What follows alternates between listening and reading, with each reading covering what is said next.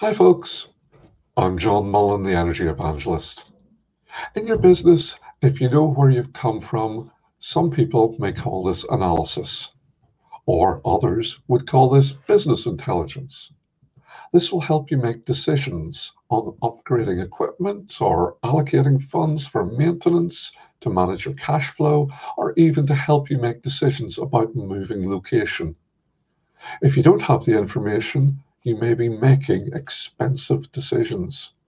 Let's take a simple example.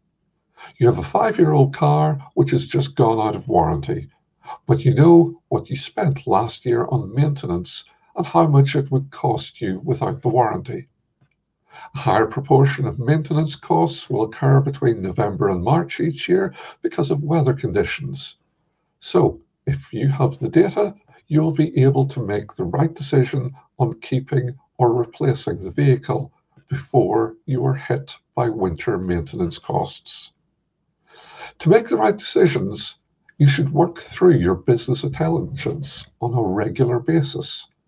The higher the running costs for an item of equipment, the more regular you should assess the equipment.